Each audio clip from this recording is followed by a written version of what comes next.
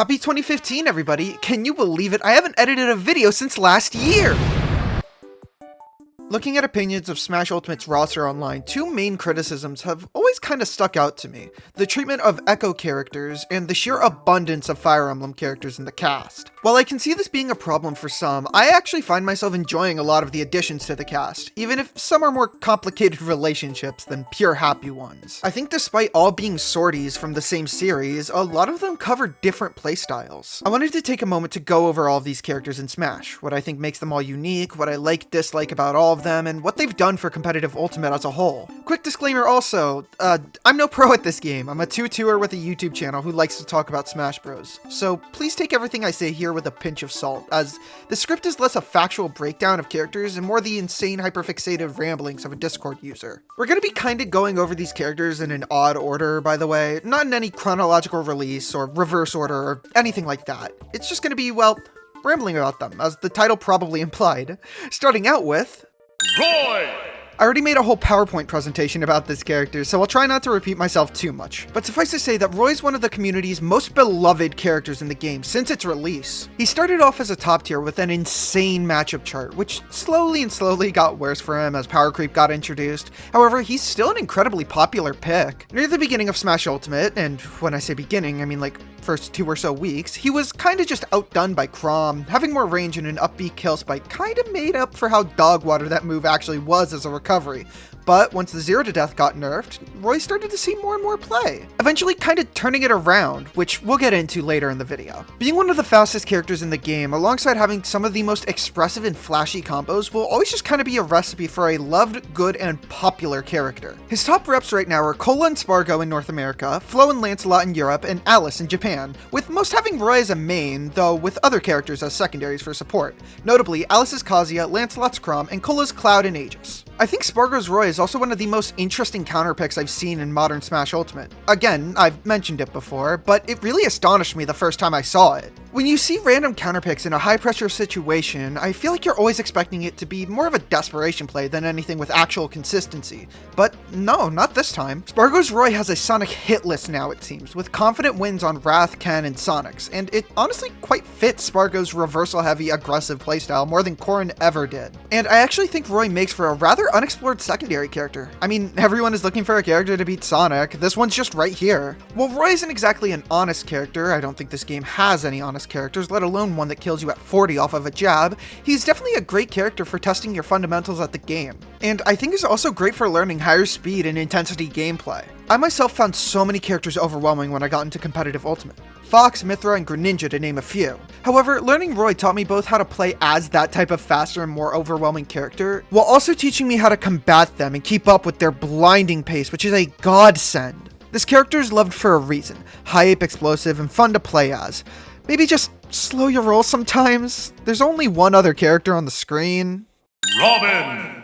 I'm doing this one next because, quite frankly, I forgot they were in this game multiple times now, so I'm making sure to put them early on so that doesn't happen in this script as well. Robin's been stuck in low to mid-tier purgatory for a long time now. Ever since they were introduced in Smash 4, it's fair to say that a slow trapper character with limited resources isn't exactly gonna be— Hey, wait a second. When you think about it more, Robin is just kinda bad Steve. You don't get any funky setups off of blocks, you don't get consistent 0 to deaths with your resources, and you don't have the highest placement percentage in the game.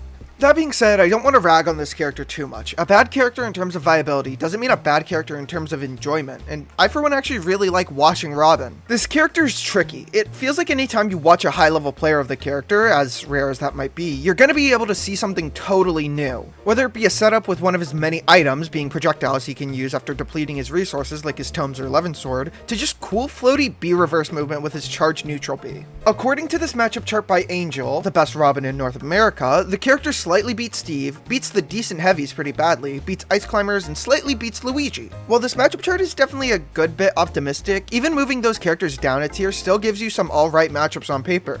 The problem is when you start to take this character versus the game's more top-tier standard options. Losing to too many characters to even mention, it's obvious this character isn't really going anywhere anytime soon, but maybe I'm just not a believer. This character's made top 100 in the past 2 ranking periods via Leaf, the best Robin in Japan, making 62nd at their peak, only 12 spots away from top 50 caliber with this character, alongside being ranked in the top 10 of Japan's ladder service Smashmate. Who knows, maybe Robin meta will be real one day. I wouldn't bet on it, but I would welcome it. I also real quick want to add on to this, this isn't about competitive Smash at all, but Robin's ults are some of the best in the game. Holy shit, bro, peep the I would like to apologize to the Ike Nation. Not that I did anything wrong, but like, damn, y'all are still playing this character? Ike had maybe the biggest fall from grace in this game, from an extremely reliable top tier in Ultimate's early meta to now potentially bottom 10. Why is that? Well, despite what you might think, it wasn't just nerfs. Most people would say Ike's neutral air nerf he got back in Update 8 was kinda it, but I disagree. It might be hard to imagine, but guys, I don't think Ike was ever a broken top tier. Think about it. This character is linear, both to play and to fight, which makes him great for the early meta of the game, where everyone is still trying to figure out their characters. A character like Ike at the time just had the fundamental of spacing your nair to worry about. Once you landed it, you got a free 40% or more combo, and sometimes even stock trades with up B if you were up a stock and wanted to go for it. I'm not saying the nerfs didn't matter, it made his best tool worse. That obviously had some impact on his placement. But the real nerfs to Ike was just time. And also a lack of MK Leo playing him, but mostly time. Now I will say I think modern Ike is a relatively unexplored character. Not as a main, no. I think he's actually a pretty okay secondary, all things considered. I said in another video he has playable matchups into Game & Watch and Steve, and I got a lot of mixed replies on that, from Steve and Game & Watch mains, saying that the matchup actually isn't even, just tricky, and some saying they were glad I brought it to light as the matchup being good for Ike. The notable Ike mains right now are Tora in Japan and Psychod in the US, Tora being a solo Ike main who was a treat to watch at Don't Park on the grass, by the way, and Psychod co-maining Cloud, but still uses Ike a fair amount of the time. I wouldn't call myself an expert on Ike, but if their player base says they go even or better with Steve, Game & Watch, and Snake, and if he's as straightforward to learn as he looks, he'd probably be okay to learn for those and just avoid his bad matchups like the Plague. Maybe he could be the next Corrin or something. Speaking of which, Corrin had an insane rise at the start of last year and a fall-off by the end that needs to be studied. This character at their peak was argued to kinda be the messiah of Ultimate's modern meta, a sword character with a simple advantage state that beat Steve, Game & Watch, and Sonic. And it seemed like that was going to stick around. Shattuck was performing fantastically with the character, making top 10 in the world in the first half of 2024. Hell, 3 Corrins made top 8 at Genesis, the Super Bowl of Smash Bros. But do you know who 2 of those 3 Corrins lost to? Sonics. Corrin is now about as dead as their personality is. Shattuck stated he didn't perform up to his standards at the second half of the year, Neo is now in a much weaker region, though for a perfectly valid reason, and Spargo has all but replaced the character with Roy after the Sonic mains learned the matchup. And every other top player that was learning Corrin seemingly dropped them too.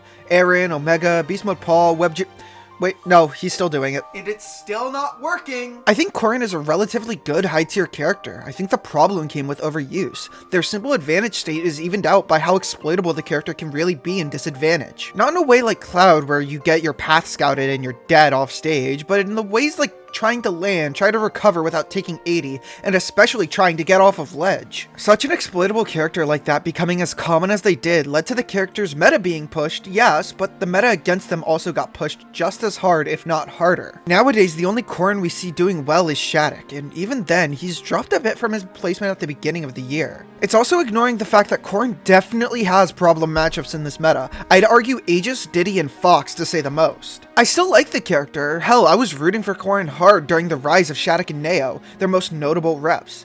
And I even played them quite a bit myself, but I kinda got burnt out of seeing everybody try them. Nowadays, I've definitely gotten back to being positive about them again, and who knows, now that they're not oversaturated, I might even try them back out again. But it's impossible to say the abundance of them didn't impact how I and many others started to feel about the character.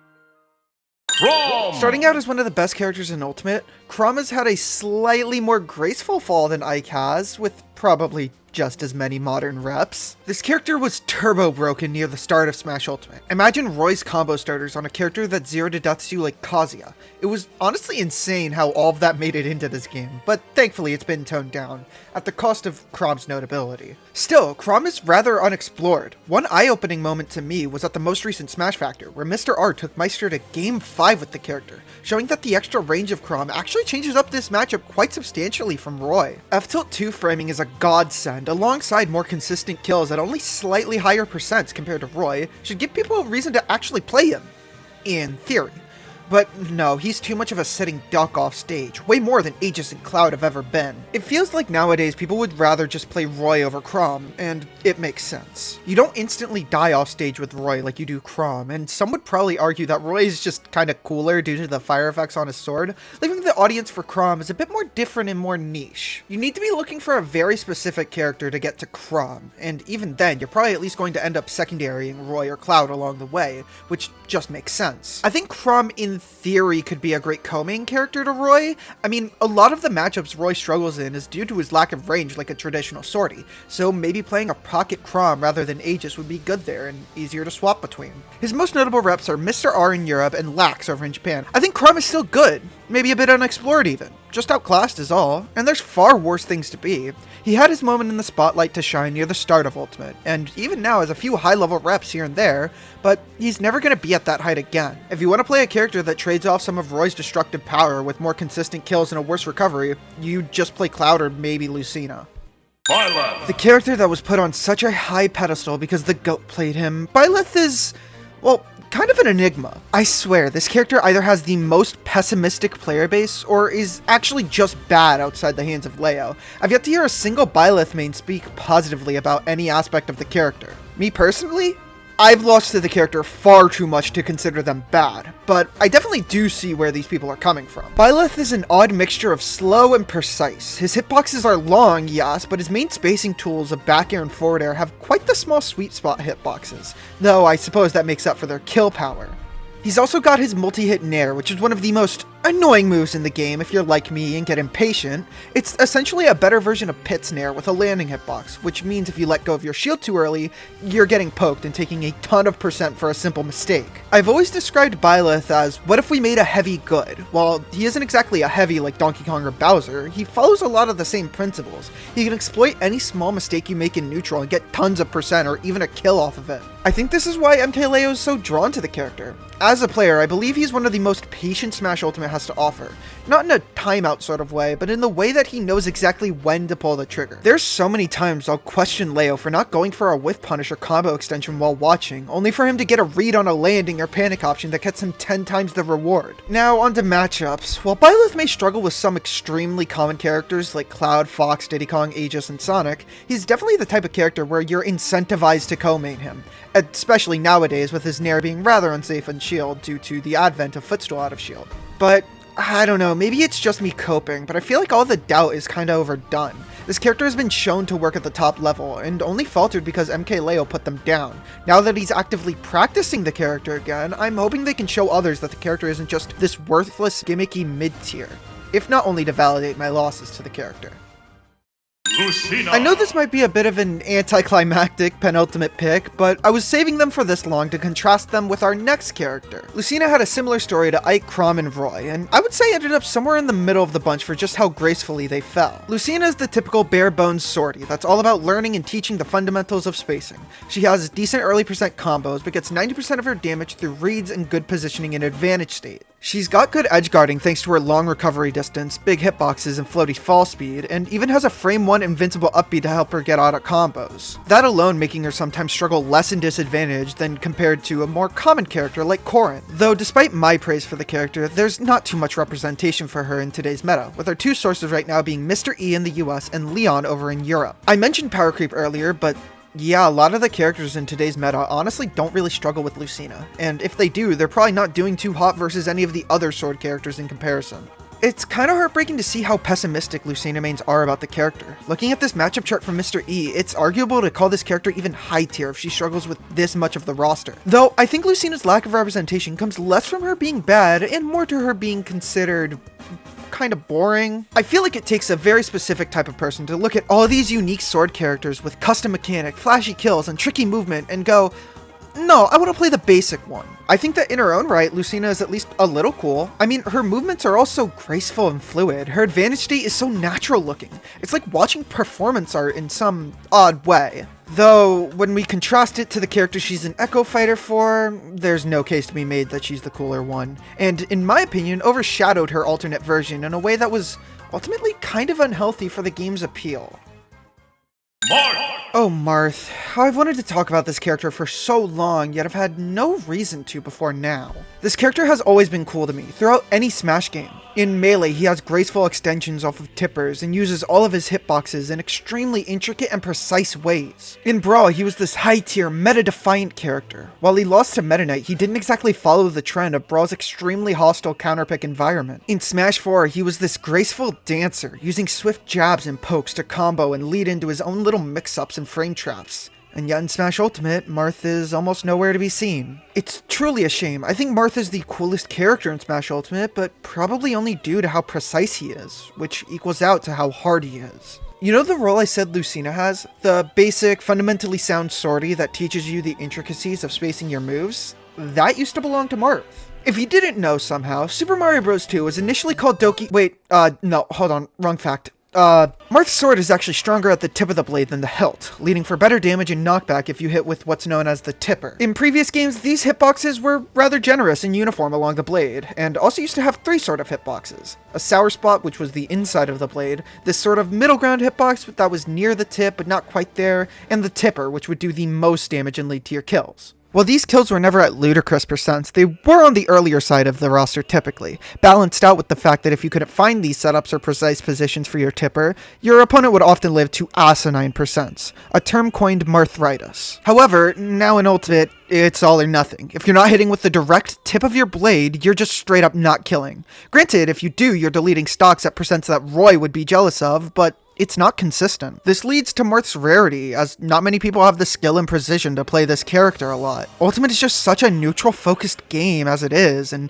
adding this additional layer to it is kinda asking too much of Ultimate's player base, which I think is a shame. I believe there are three characters that are the most important to Smash as a whole. Three characters that are often the entry point for new players: Donkey Kong, Captain Falcon, and Marth. While Donkey Kong isn't historically good, he's a funny monkey character and sets the expectation for low tiers. Players get attached to him due to him being the underdog. Everybody wants to root for the funny monkey no matter how bad or how good he may be. Captain Falcon is a flashy brawler, which gets people interested in the combo-oriented, fast-paced, flashy side of Smash Bros.'s Punish game. While veterans of the series might find these kill confirms rather annoying and overused, it's no surprise that Falcon's stomp to knee combo is a crowd pleaser in any game it's in, no matter how optimal or not it may be. And Marth was the sortie, the elegant neutral player who rewarded patience like no other, with gameplay that looked more like one fluid motion rather than a string of moves, alongside the fact that, man, swords are just so cool and tippers make them cooler. While Donkey Kong made his transition to Ultimate relatively unscathed, he wasn't expected to be good, Captain Falcon and Marth both took hits to their gameplay that lessened their viability, and therefore Smash Ultimate's total appeal. Still, this doesn't mean Marth isn't amazing to watch when you're in the scene though. Shoutouts to MKLeo and Parmesan, both showcasing this character's true potential when either picks them.